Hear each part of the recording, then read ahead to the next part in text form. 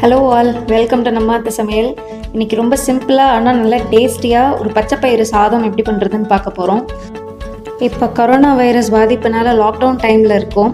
காய்கறி எதுவும் ரொம்ப கிடைக்க மாட்டேங்கிறது, கிடைச்சாலும் வாங்குறதுக்கு கொஞ்சம் பயமாக இருக்குது.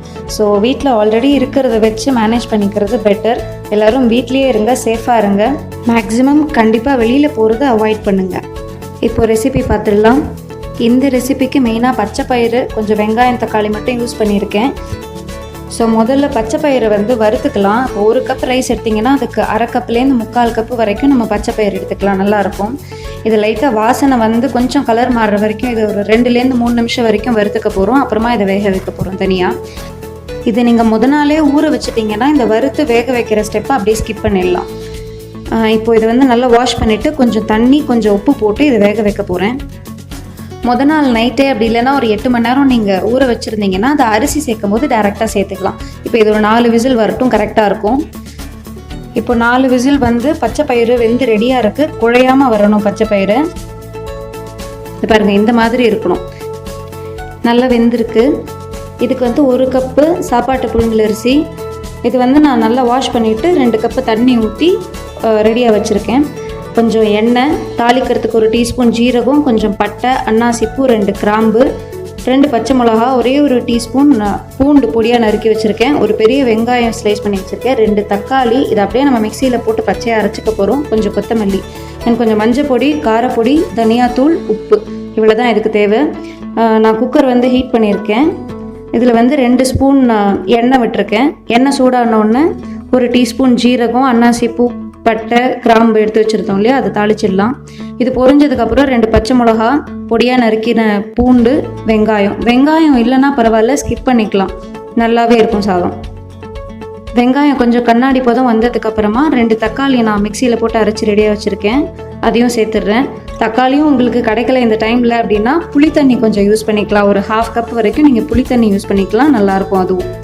இப்போ தக்காளி கொஞ்சம் கரைஞ்சி வந்த உடனே கொஞ்சம் மஞ்சள் பொடி, 1 டீஸ்பூன் அளவுக்கு காரப்பொடி, அதாவது சில்லி பவுடர், 1 டீஸ்பூன் தனியாத்தூள்.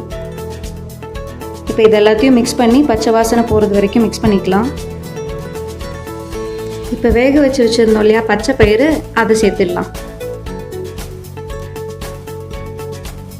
ஊற வச்சுருந்தீங்கன்னா இந்த ஸ்டேஜில் ஊற வச்ச பயிரை அப்படியே சேர்த்துக்கணும்.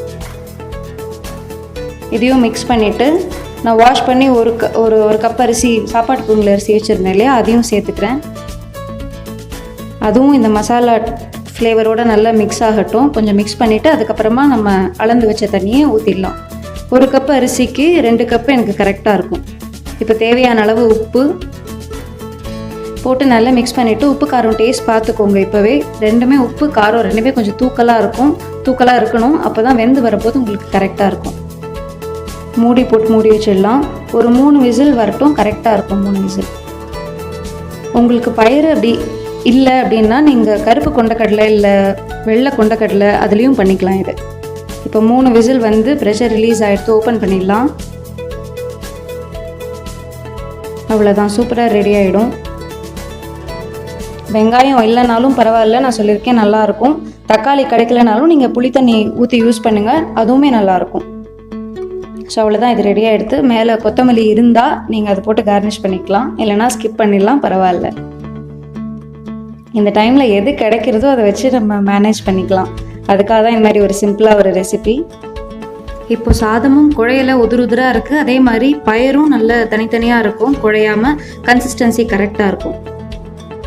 இதுக்கு வெறும் அப்பளம் வடம் இருந்ததுன்னா போதும். அப்படி இல்லைன்னா ஒரு தயிர் பச்சடி நம்மளுக்கு இருக்கவே இருக்குது, வெங்காய ரைத்தா. வெங்காயமே இல்லை அப்படின்னா எகெயின் தயிரில் கொஞ்சம் கடுகு, உளுத்தம் பருப்பு, வரமிளகா மட்டும் தாளிச்சிங்கன்னா கூட சூப்பராக இருக்கும்.